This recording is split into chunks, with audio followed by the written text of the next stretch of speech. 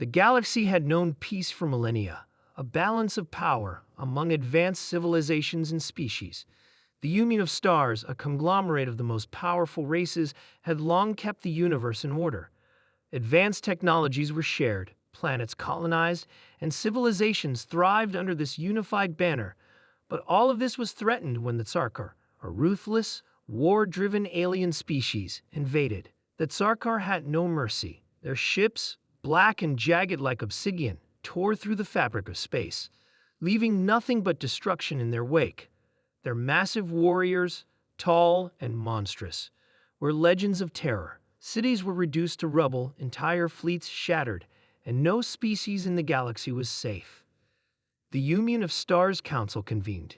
Diplomats and military leaders from countless civilizations gathered to form a plan.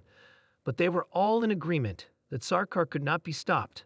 The best of their weapons were useless, their fleets decimated in battle after battle. Nothing seemed to work.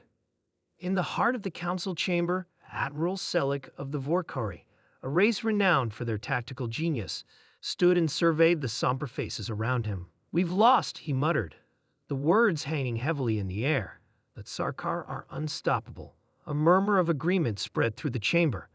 The Vorkari, the mightiest of all the allies, had been forced into retreat. The humans, however, were a different story.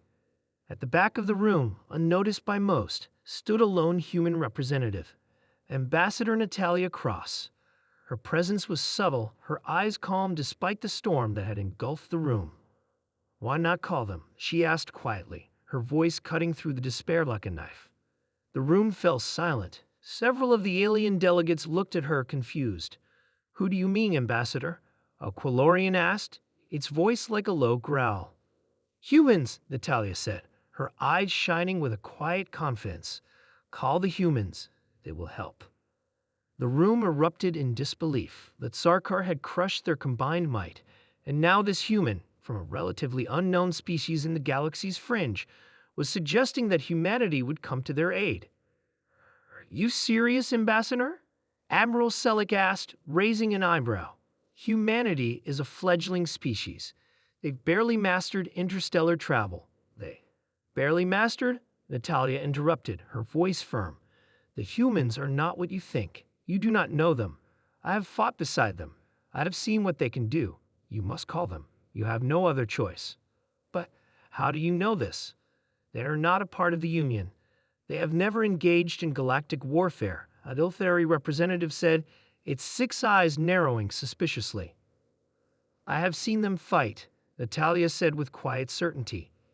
"I've seen them fight against the impossible and win. Call them, and you will see." The room remained still for a moment as the representatives pondered her words. Finally, Selleck spoke, his voice laced with skepticism. "You say they can help, but what makes you so sure?" Natalia paused, drawing a breath before responding. "Because they never give up. When the odds are stacked against them, when victory seems impossible, they dig deeper. They do what no other species can. They fight with a ferocity and ingenuity that defies reason. They will find a way to win, even when all hope is lost." The council deliberated, but in the end, there was no other choice. Desperation drove them to act. A call went out through the galaxy, a call to Earth, the cradle of humanity. Back on Earth, it was business as usual. In the heart of the United Nations, a secure transmission blinked into existence on a console. It was an urgent message, transmitted directly from the Union of Stars. At first, the transmission appeared to be a standard diplomatic request, but as the message unspooled, it quickly became clear what was at stake. That Sarkar were coming, and the galaxy needed help. They needed the humans. General Maya Carter, commander of Earth's defense forces, watched the message with a hardened gaze. She had been briefed on the situation and understood the gravity of the request. It wasn't just Earth that was in danger now, it was the entire galaxy. That Sarkar would wipe out everything unless something drastic was done. "Call the president," she said, her voice clipped and determined. Within minutes, President Harrison Stone was in the war room. "We've been called upon," General Carter said, her eyes locked on the screen. "The entire galaxy is falling to the Sarkar. They're asking us to fight. President Stone stared at the hologram, the weight of the decision pressing heavily on his shoulders. He glanced over at Carter, knowing what she was about to say. "We need to act now, Mr. President. If we wait, it will be too late." He nodded slowly, his hand trembling as he reached for the communicator. "Prepare the fleet. We're going to save the galaxy." Back in the Union's council chamber, the representatives watched in stunned silence as the human fleet assembled. The ships were sleek, polished with a brilliant sheen, and bristling with weaponry unlike anything they had seen. As the human ships jumped into hyperspace, the Tsarkar fleet appeared on the radar, vast and dark like a storm on the horizon. Human warships, led by Admiral Carter herself, had entered the battlefield. The Tsarkar ships charged forward, as ruthless as ever, but this time they were not fighting alone. The humans came at them with overwhelming force, utilizing tactics so unpredictable and savage that the Tsarkar were thrown off balance. They fought with the sheer unpredictability of their nature. The humans, not bound by the rigid strategies of the other races, tore through Tsarkar ranks with devastating speed. No one had ever seen anything like it. They used the environment to their advantage, manipulating gravity wells and creating impossible distractions. Every human ship seemed to perform impossible maneuvers that left the Tsarkar reeling. The tide of the battle turned. The humans fought like lions in a corner, fueled by pure, relentless will. The Tsarkar were powerful, yes, but they had never faced this kind of enemy. "Is this possible?" the Quilorian asked, its voice filled with awe.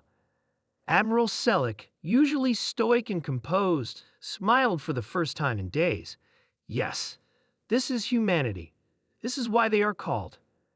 And as the Tsarkar were pushed back, the galaxy's fate was sealed. The humans had not only answered the call, they had turned the tide of a war that seemed unwinnable. Back on Earth, President Stone watched as the news of their victory spread across the planet. Humanity had saved the galaxy. In the depths of space, among the stars and shattered fleets, Ambassador Natalia Cross looked toward the horizon with pride. The humans had come. They had not only answered the call, they had defined the future of the galaxy. "Please," she whispered to herself, "somebody call the humans." And they had.